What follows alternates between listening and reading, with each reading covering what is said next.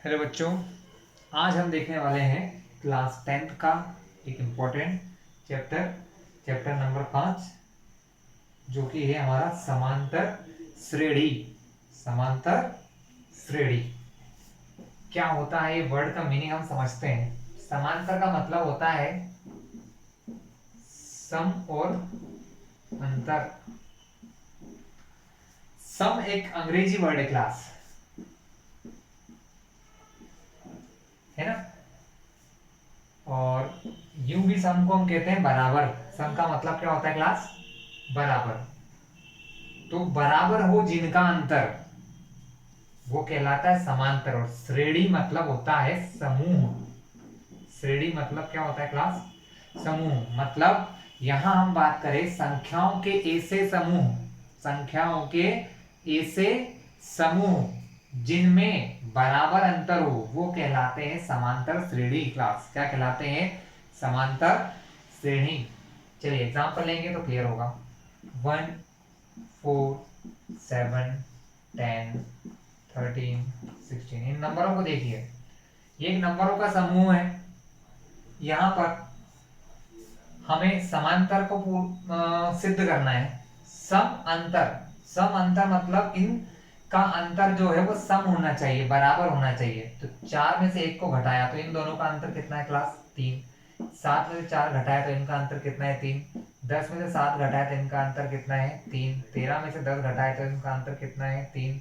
16 में से 13 घटाया तो इनका अंतर कितना है? 3। यानी हर संख्याओं का जो अंतर है, उनका जो डिफरेंस है, इनका जो डिफरेंस है या इनके बीच में जो अंतर है वो बराबर है। यानी ये समांतर वाली है। कैसी है? समांतर वाली है। तो समांतर श्रेणी मतलब बहुत इजी है। ऐसी ऐसे संख्याओं का समूह, ऐसे संख्याओं का समूह जिनका अंतर बराबर हो, वो कहलाते हैं समांतर श्रेणी क्लास। क्या कहलाते हैं? समांतर श्रेणी। बहुत आसान है। ठीक है। समांतर श्रेणी में दो मेन चीजें होती हैं। पहली प्रथम पद, पहली होती है प्रथम पद, जिसको कहते हैं जनरली हम ए यूज करते हैं, जैसे 6 4 2 0 -2 -4। ये कोई क्या है? हमारी एपी है, जिसको इंग्लिश में एपी कहते हैं, अर्थमेट्रिक प्रोग्रेशन। आप ज्यादातर बुक में इसको एपी ही पढ़ते हैं। हिंदी मीडियम वालों को भी एपी लिखा होता है बहुत जगह, है ना। समांतर श्रेणी कम लिखा होता है क्वेश्चन में। तो समांतर श्रेणी का प्रथम पद मतलब जहां से ये श्रेणी चालू हो रही है वो कहलाता है ए। यानी यहाँ पर प्रथम पद क्या है? 6 से। जहां से कोई समांतर श्रेणी चालू होती है उसे उसका प्रथम पद कहते हैं। तो यहाँ प्रथम पद 6 है। यानी प्रथम पद हो गया, जो सबसे पहले लिखा है वो प्रथम पद, सीधी सी बात है। तो प्रथम पद ए। और दूसरा एक इंपॉर्टेंट चीज है जो होता है सार्व अंतर, जिसको डी कहते हैं, सार्व अंतर डी। और वो होता है कोई भी दो संख्याओं का अंतर, लेकिन बाद वाली संख्या उससे पहले वाली संख्या, यानी बाद वाली संख्या में से माइनस करते हैं उससे पहले वाली संख्या। यानी इन सभी को पद कहते हैं। पहला पद, दूसरा पद, तीसरा पद, चौथा पद, पांचवा पद। मतलब हमेशा कैसे निकाला जाता है? सार्व अंतर निकालने का है दूसरा पद ऋण पहला पद, या फिर तीसरा पद ऋण दूसरा पद, तीसरा पद माइनस दूसरा पद। कहने का मतलब है बाद वाले पद में से, बाद वाली संख्या में से उससे पहले वाली संख्या घटा दो तो वो निकल जाता है सार्वंतर डी क्लास। क्या निकल जाता है? सार्वंतर डी। आपको सिर्फ एक क्वेश्चन में दो ही चीजों की जरूरत होती है। अगर ये दो आपके पास है तो आप कितनी बड़ी एपी बना सकते हो। कैसे बना सकते हो अभी समझाता हूं मैं आपको क्वेश्चन। तो तीसरा पद माइनस दूसरा पद कैसे? तीसरा पद मान लो 2 है, ऋण दूसरा पद है 4। देखो, एक धन एक ऋण। धन ऋण क्या होता है? ऋण होता है। 4 में से 2 गया तो 2, लेकिन हमेशा चिन्ह बड़ी संख्या का आता है। बड़ी संख्या 4 है, कैसी है? ऋण की है, तो यहाँ लग गया ऋण 2। यानी यहाँ डी जो है वो कितना आ गया? ऋण 2 आ गया। तो दो चीज है जो सबसे जरूरी है एपी में या हमारी समांतर श्रेणी में, प्रथम पद और सारवंतर। प्रथम पद जो पहली संख्या होती है प्रथम पद कहलाती है। सारवंतर मतलब कोई भी दो संख्याओं का अंतर, लेकिन बड़ी जिसे बाद वाली संख्या ऋण उससे पहले वाली। सीधी सी बात है, तीसरा पद माइनस दूसरा पद, चौथा माइनस तीसरा, पांचवा माइनस चौथा, इस प्रकार से। ठीक क्लास, अब हम बना के देखते हैं कि इसका यूज कैसा है, क्वेश्चन कैसे आते हैं, किस प्रकार हम यूज करते हैं। सबसे पहले एक जनरल क्वेश्चन बता रहा हूँ, फिर एक्सरसाइज पे चलेंगे। आपको बोला गया है कि कोई समांतर श्रेणी है जिसका प्रथम पद 4 है और उसका सारवंतर 2 है। सारवंतर 2 है, प्रथम पद 4 है, समांतर श्रेणी बनाइए। तो क्लास बहुत आसान है, पहला पद लिखा 4, और हर बार हम क्या करते हैं, जब भी हमें समांतर श्रेणी बनाना होती है, हम हर बार ये जो सारवंतर या कॉमन डिफरेंस है, ये सारवंतर इसे हर बार जोड़ते जाते हैं, हर बार इसे जोड़ना है, हर बार इसे जोड़ते जाना है। 4 2 जोड़ा, 4 और 2 6, इस 6 में फिर सारवंतर जोड़ दिया, 6 और 2 8, फिर इस 8 में सारवंतर जोड़ दिया 2, 8 और 2 10, फिर इस 10 में सारवंतर जोड़ दिया 10 और 2 12, फिर इस 12 में सारवंतर जोड़ दिया तो 14। इस प्रकार से संख्याएं बनती जाती है। यानी आपको अगर एक एपी बनाना है तो आपको सिर्फ ए और डी की जरूरत होती है क्लास, प्रथम पद और सारवंतर। प्रथम पद पता चल गया 4 है, सारवंतर डी है, बस प्रथम पद में एक बार 2 जोड़ा, फिर 2 2 2 2 2 या जो भी सारवंतर है वो जोड़ते जाओ। ठीक है, एक और प्रश्न लेता हूं मैं आपके सामने छोटा सा। आपको ए दिया है 3, मतलब प्रथम पद आपको बोला है 3, तो मैंने प्रथम पद लिख दिया 3। आपको कॉमन डिफरेंस डी बोला गया है 4, मतलब आपको बोला गया है कि आपका सारवंतर है 4। तो 3, अगली टर्म 4 जोड़ दो, 3 और 4 7, फिर 4 जोड़ा 11, फिर 4 जोड़ा 15, फिर 4 जोड़ा 19। मतलब हर बार आप डी को जोड़ते जाते हैं, A plus D plus D plus D plus D plus D करके आपका आ जाता है। ठीक क्लास, अब हम बात करेंगे हमारी प्रश्नावली का पहला प्रश्न। निम्नलिखित स्थितियों में से किन स्थितियों में संबंध संख्याओं को सूची को एपी है और कौन सी नहीं। मतलब आपको एक क्वेश्चन दिया है, आपको पहचानना है कि वो सिचुएशन, वो स्थिति आपकी एपी को बताती है या नहीं बताती है। ठीक है, आपको बोला गया है, एक क्वेश्चन है, अभी मैं समझाऊंगा आपको, क्वेश्चन लिख लो। प्रत्येक किलोमीटर के बाद का टैक्सी का किराया, एक सिचुएशन दी है, कंडीशन है कि प्रत्येक किलोमीटर के बाद टैक्सी का किराया, जबकि प्रथम किलोमीटर के लिए किराया होता है 15 रुपए। मतलब कोई टैक्सी चलाने वाला है, वो 1 किलोमीटर चलता है पहले प्रथम किलोमीटर। जैसे आपके पास कोई पैसेंजर उसके पास गया, तो वो अगर उससे पूछेगा आप कितने किलोमीटर चलना चाहते हो, वो उसने बोला 4 5 6, तो वो उसको पहले बताता है कि भाई मैं पहले किलोमीटर पे 15 रुपए लेता हूँ, मतलब पहला किलोमीटर चलोगे तो 15 रुपए लूंगा। और उसके बाद प्रत्येक अतिरिक्त किलोमीटर, लेकिन इसके बाद हर एक अतिरिक्त, यानी जैसे 1 के बाद मान लो तुमने 2 चला, फिर 2 के बाद एक और बोला नहीं यार मुझे और आगे जाना है, 2 से 3, 3 से 4, ऐसे और बढ़ते गए, तो उसके बाद उसने किराया फिक्स कर दिया है 8 रुपए। मतलब एक बार पहले 1 किलोमीटर जाओगे तो 15, लेकिन 1 के बाद 2 जाओगे तो अब अगले उस 1 किलोमीटर के लिए आपको 15 नहीं देना है, उसने फिक्स कर दिया है 8 रुपए। तो आपको बताना है क्या ये कंडीशन हमारी एपी की है या नहीं है, बस यस और नो बताना है। तो आपने क्या देखा कि इसका प्रथम पद है 15 और कॉमन डिफरेंस है 8, मतलब आपका सारवंतर 8 है। क्यों?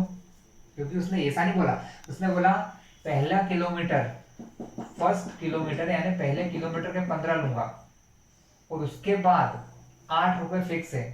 उसने ये नहीं बोला कि दूसरे किलोमीटर के लिए मैं 7 लूंगा, तीसरे किलोमीटर के लिए मैं 4 लूंगा, चौथे किलोमीटर के लिए मैं 2 लूंगा, ऐसा बोला क्या? नहीं, उसने बोले उसके बाद फिक्स है, आप जितना चलो, हर 1 किलोमीटर बढ़ा 8 रुपए और दे देना मुझे। जैसे 1 किलोमीटर चल गए भैया, जैसे कोई व्यक्ति 1 किलोमीटर चला 15 रुपए दिए, दूसरा व्यक्ति आया वो 1 और उसके बाद एक और, मतलब 2 किलोमीटर चला, तो उसको 2 किलोमीटर के लिए कितना पैसा देना पड़ेगा?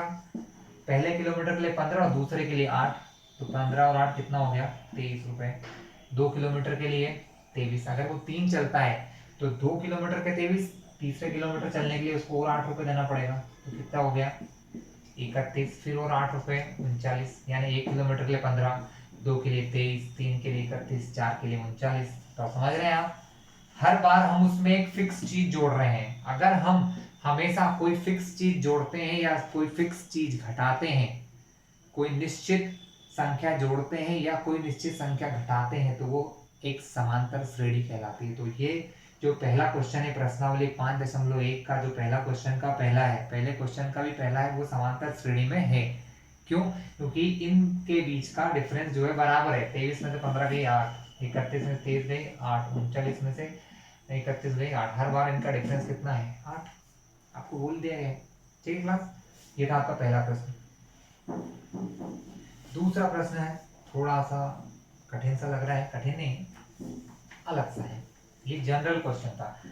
किसी बेलन में से उपस्थित हवा की मात्रा, किसी बेलन में से उपस्थित हवा की मात्रा जबकि वायु निकालने वाला पंप, मतलब किसी में से हवा निकालते ना, वैक्यूम पंप कहते हैं उसको, वैक्यूम पंप या वैक्यूम प्रेशर। तो वो पंप प्रत्येक बार बेलन की शेष हवा का, बची हुई हवा का 1/4 भाग बाहर निकाल देता है। क्लास देखो,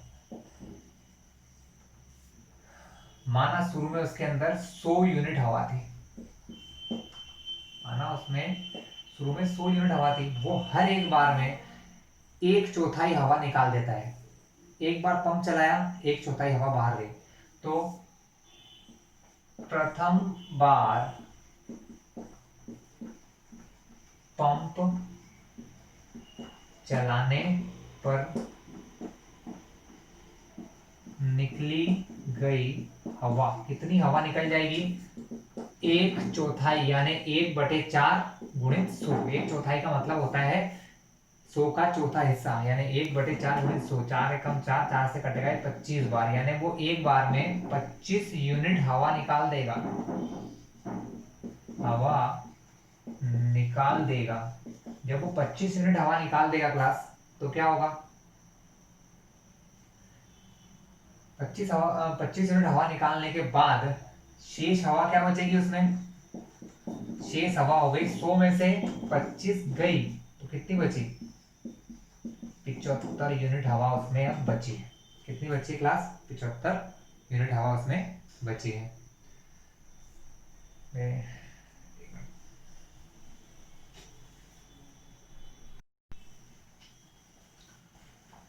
क्लास 75 यूनिट हवा निकाल दी, मतलब सॉरी 25 यूनिट निकाल दी, 75 बची है। यानी मान लो इसको अगर एपी के फॉर्म में लिखूं कि पहले थी 100, एक बार पंप चलाने पर बची 75, अब दूसरी बार पंप चलाएंगे तो कितनी बचती है देखते हैं।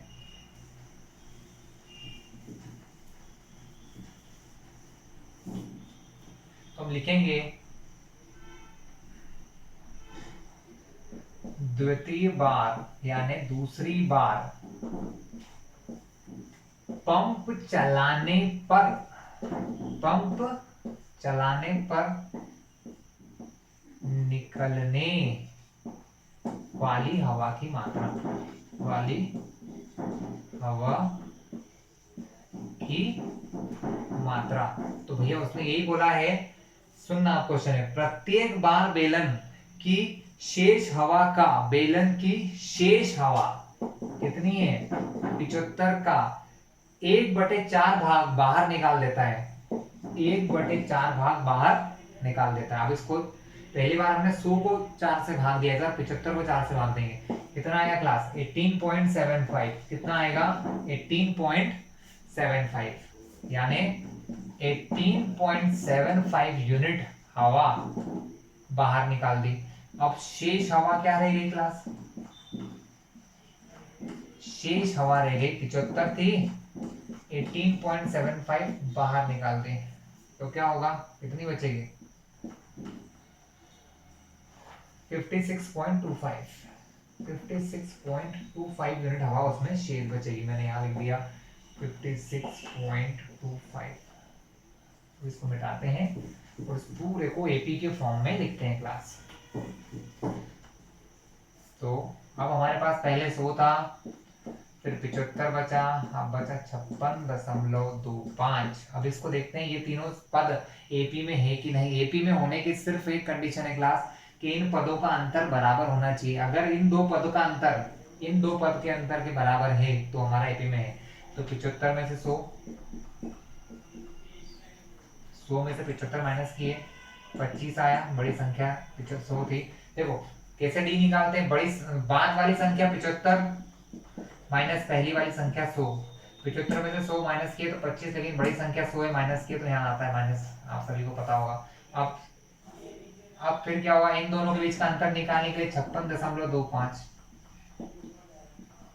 में से माइनस करना है 75, क्या बचेगा 18.75, लेकिन बड़ी संख्या है 75 है, माइनस किए तो यहाँ माइनस, हमको उससे कोई मतलब नहीं है। हमने क्या देखा, चूंकि सार अंतर बराबर नहीं है, चूंकि क्या लिखोगे, चूंकि सार अंतर बराबर नहीं है, अतः दी गई स्थिति जो है समांतर श्रेणी की नहीं है। क्लास में राइटिंग थोड़ी सी वीक है, बस चला लेना था। ठीक क्लास, तो ये हो गया क्लास। इस प्रकार के क्वेश्चन आपको एग्जाम में आते हैं, लेकिन सिर्फ एक नंबर में, किस प्रकार, एमसीक्यू में, है ना। तो आपको इनको ज्यादा तैयार करने की जरूरत नहीं, और ध्यान रखो कैसे करना है। ये एक नंबर से ज्यादा में आने वाले क्वेश्चन नहीं, नहीं आपको इसमें से जनरली 2 या 4 मार्क्स का क्वेश्चन आता है, तो थोड़ा बड़ा आएगा जो बाद में हम करने वाले हैं। तो क्लास इसके बाकी 2 क्वेश्चन आप करेंगे। अगर कोई दिक्कत आती है तो जब आप ये वीडियो देखेंगे नीचे एक कमेंट बॉक्स आता है जहाँ आप कमेंट कर सकते हैं, वहाँ डाल दीजिएगा सर मुझे प्रॉब्लम नहीं आई, आप मुझे समझा दो, तो मैं आपको उसका भी वीडियो सेंड कर दूंगा। ठीक क्लास, अब बात करते हैं क्वेश्चन नंबर 2 की, जो क्या है, दी हुई एपी के प्रथम 4 पद लिखना है, जबकि उसका ए, प्रथम पद ए और सार अंतर डी निम्नलिखित है। क्वेश्चन नंबर 2 का पहला क्वेश्चन, ए जो है वो 10 है और डी भी 10 है, ए 10 डी 10, दी हुई एपी के प्रथम 4 पद लिखिए। 4 पद लिखना है पहले। नियम क्या है क्लास, बहुत आसान नियम है। सबसे पहले तो प्रथम पद लिखा जाता, तो सबसे पहले लिखेंगे हम प्रथम पद 10, फिर इस प्रथम पद में डी जोड़ा जाता है हर बार, तो 10 धन 10 20, फिर 20 धन 10 30, 30 धन 10 40, हो गया सब।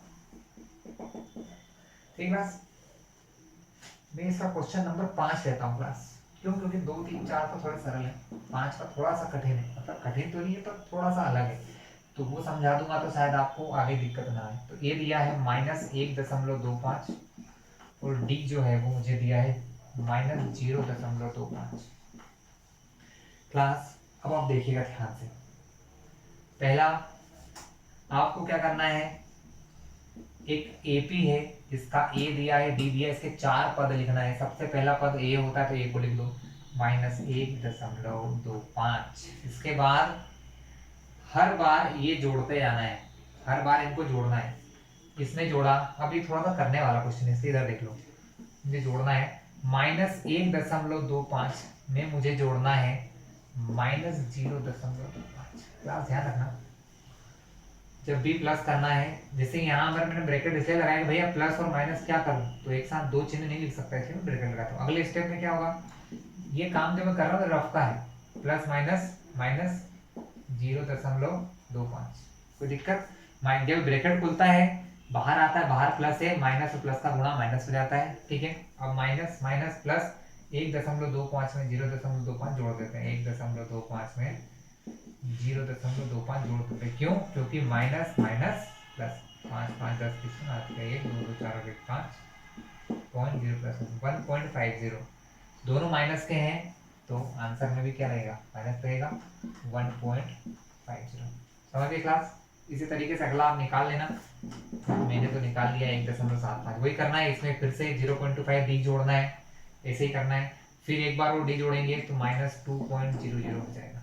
ठीक क्लास, इस प्रकार आप प्रथम 4 पद निकाल सकते हैं। ठीक क्लास, ये आपका एक प्रकार का क्वेश्चन हो गया। अब क्लास तीसरे क्वेश्चन की तरफ चलते हैं, जो थोड़ा सा अलग है। कैसा अलग है देखते हैं। पहले क्वेश्चन में ए और डी दिया था और आपको एपी बनाना था। अब आपको एपी दी हुई है, मतलब आपको समांतर श्रेणी दी हुई है। देखो बुक में भी आपको एपी लिखा है, इसलिए हम एपी ही बोलते हैं, समांतर श्रेणी बड़ा वर्ड है। तो निम्नलिखित में से प्रत्येक एपी के लिए प्रथम पद और सारवंतर ज्ञात कीजिए। बिल्कुल अपोजिट क्वेश्चन है। क्वेश्चन दिया है आपको, मैं पहला नहीं करा रहा हूँ, बहुत आसान है। दूसरा कराता हूँ। -5 -1 3 7। इस एपी के लिए आपको प्रथम पद और सारवंतर निकालना है। हल करना आपने चालू किया। प्रथम पद तो आपको पता ही है, बहुत आसान है। जो सबसे पहले लिखा हो प्रथम पद, तो ये जो है प्रथम पद हो गया -5। कोई दिक्कत किसी को? बिल्कुल भी नहीं होना चाहिए। और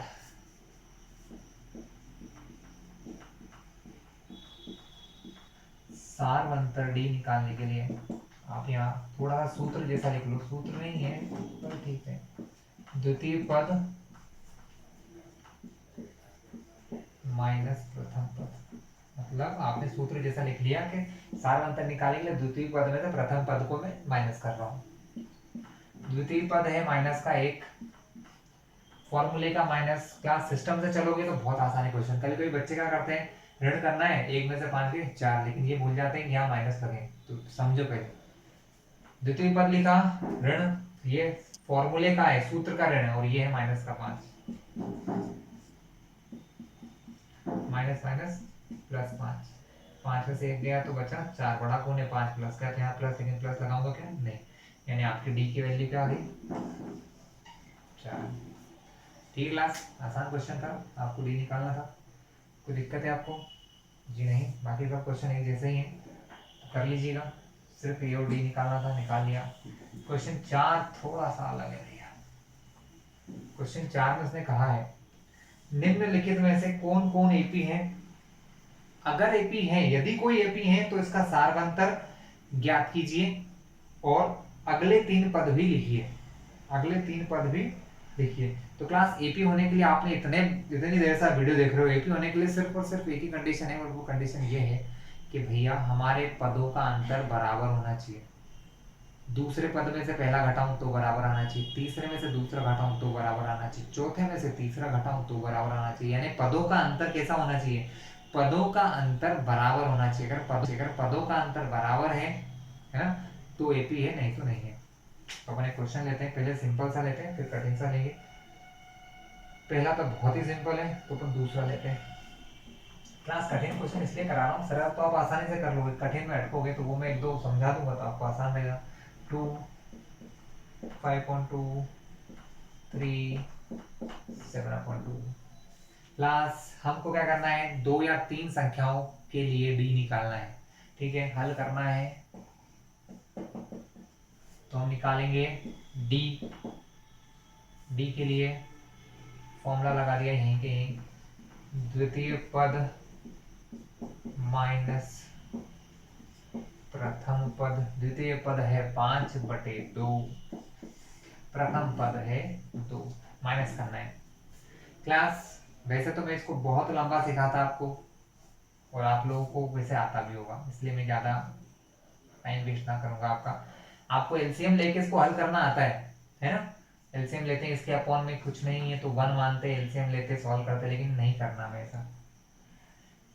एक नियम आज से याद कर लो, एक संख्या के अपॉन में या बटे में कुछ है और दूसरी संख्या के बटे में कुछ नहीं है, तो कोई जरूरत नहीं है एलसीएम लेने की, टाइम वेस्ट करने के। इसका सीधा मल्टीप्लाई इससे कर दो, 5 - 2 × 2, यही आएगा, भले करके देख लेना अलग से। अगर 2 संख्याएं हैं या 3 भी हैं, या ऐसा भी होता तो भी, अगर इनके अपॉन में है और इसके अपॉन में नहीं है, तो एलसीएम तो फाइनली 2 ही आएगा। तो इससे अच्छा इस 2 का सीधा मल्टीप्लाई इससे करेंगे हम। तो इसका सीधा मल्टीप्लाई इससे, और जो भी हो रहा है माइनस तो माइनस, प्लस तो प्लस, प्लस माइनस में गुणा भाग में मत करना। तो 5 - 2 दूनी 4/2, 5 में 4 गई तो आई कितनी? 1/2। आपके डी का मान कितना आया क्लास?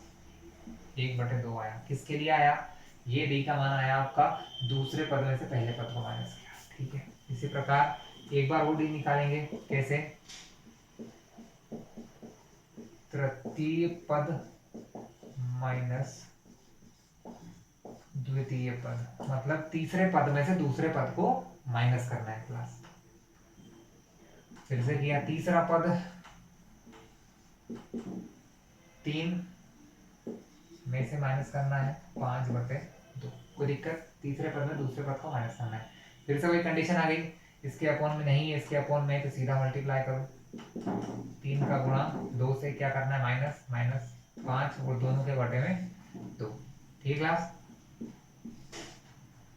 3 दूनी 6 माइनस 5 बटे में 2, 6 में 5 गई तो 1 बटे 2। आपने क्या देखा? डी का मान इन दोनों के लिए भी बराबर है, डी का मान इन दोनों के लिए भी बराबर है, इसका मतलब ये एपी में है। ठीक है क्लास? लिख लेते हैं आंसर। अब हम लिखेंगे, थोड़ा सा स्टेटमेंट है, थोड़ा सा स्टेटमेंट टाइप है। क्या है स्टेटमेंट टाइप? चूंकि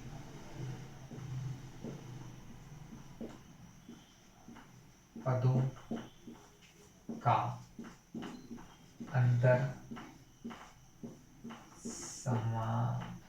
समान है, क्योंकि पदों का अंतर समान है, अतः दिए गए पद किसी ए पी के हैं। लेकिन भैया इतने में हमारा काम नहीं होगा। तो भाई साहब ने हमें क्या कह दिया है? उन्होंने ये कह दिया है कि अगले 3 और पद निकालो।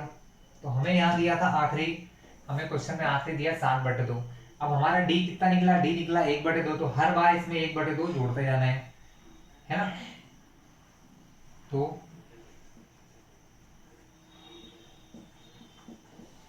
अगले पद क्या हो जाएंगे? 7/2 धन 1/2। क्योंकि हमारे पास क्या करते हैं, डी को जोड़ते जाते हैं। इसमें अब फिर से डी जोड़ दिया, डी कितना निकला? 1/2 निकला। ठीक है? इस प्रकार के क्वेश्चन कैसे सॉल्व होते हैं क्लास? 2 2 है, दोनों की जगह 1 2 आ जाएगा एलसीएम लेके। 7 धन 1 8, 2 1 कम 2 2 चुका है। अगर आप 10th में हो तो इतना आपको आते हुआ। तो अगला पद मेरा क्या निकला? 4। ठीक है? और अगला पद 4 में फिर 1/2 जोड़ा, 2 चौके, मैंने क्या बताया था? इसका सीधा गुणा इससे, 2 × 4 धन 1/2, 2 चौके 8 और 1 9/2। अगला पद 9/2, फिर 9/2 में एक बार और जोड़ोगे, 1/2 दोनों के अपॉन में 2 है, 9 और 1 10, 2 1 कम तो अगला पद आया 5। ठीक है? ये करने के बाद आप चाहो तो ये रफ में कर सकते हो, या चाहो तो नहीं करते हो। अगले 3 पद हैं, क्या है?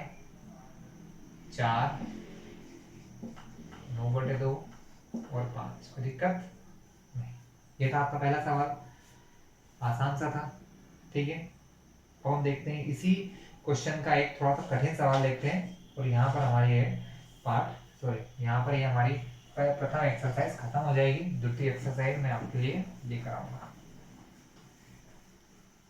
तो प्रथम एक्सरसाइज का क्वेश्चन नंबर है 5वां। 3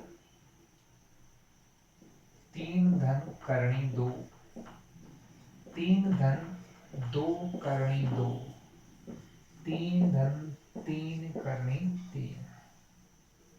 ठीक है? हल करना चालू किया। आपको क्या करना है? नियम वही है, डी की वैल्यू फाइंड करना है। डी फिर से द्वितीय पद माइनस प्रथम पद, द्वितीय पद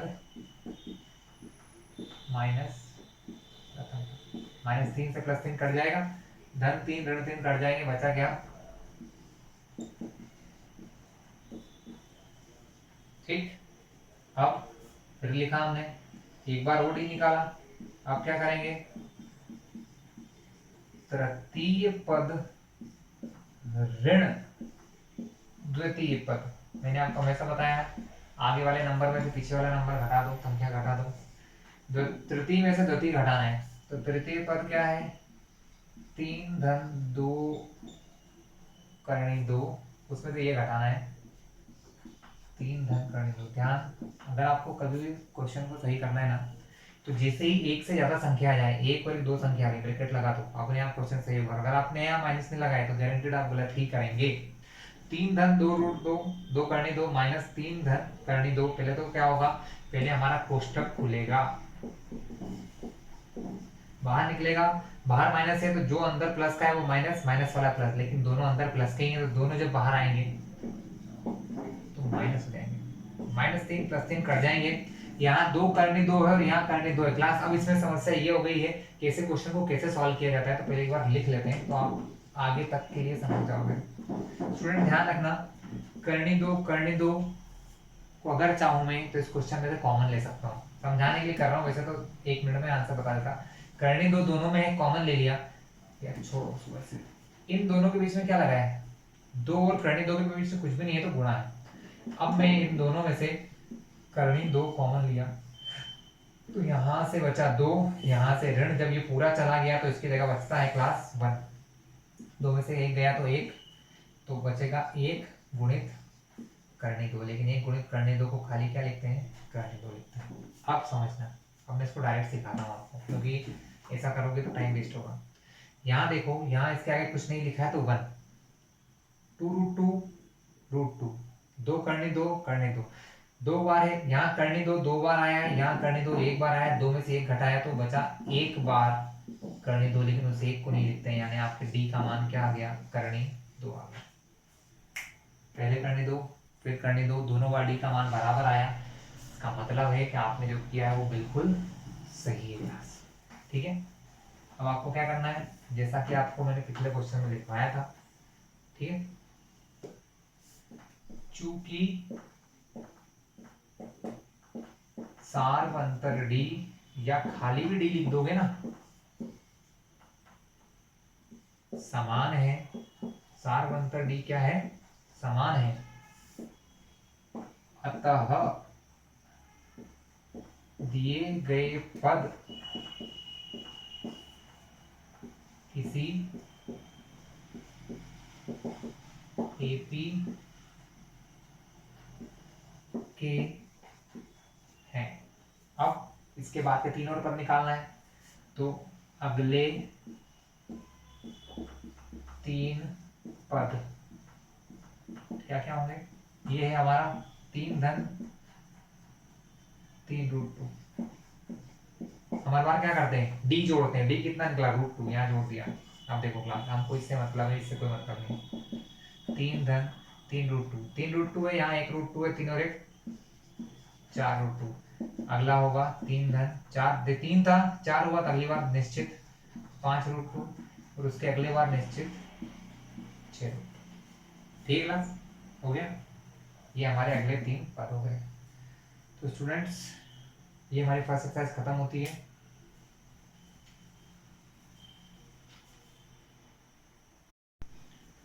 तो स्टूडेंट्स, अगर आपको कोई भी डाउट रहे तो आप मुझे बेझिझक कमेंट बॉक्स में डाल दीजिएगा। लेकिन अगर आपको ये वीडियो अच्छा लगे तो इसे ज़रूर सब्सक्राइब कीजिएगा, क्योंकि अब जो वीडियो मैं बना रहा हूँ पूरे साल आपको काम आने वाले हैं, आगे भी काम आएंगे। तो अगर आप सब्सक्राइब करते हैं तो सारे आने वाले वीडियोस आपके पास डायरेक्टली पहुँच जाएंगे। कैसे, एक बेल आइकन होता है सब्सक्राइब बटन के पास में, बेल एक बटन होती है घंटी की, उस पर दबाएंगे तो सारे वीडियोस आपके पास डायरेक्टली पहुँच जाएंगे। जैसे ही मैं इधर डालूंगा आपके पास पहुँच जाएंगे। ठीक है स्टूडेंट, तो वीडियो को ध्यान से देखें, कोई भी दिक्कत आए तो कमेंट बॉक्स में जरूर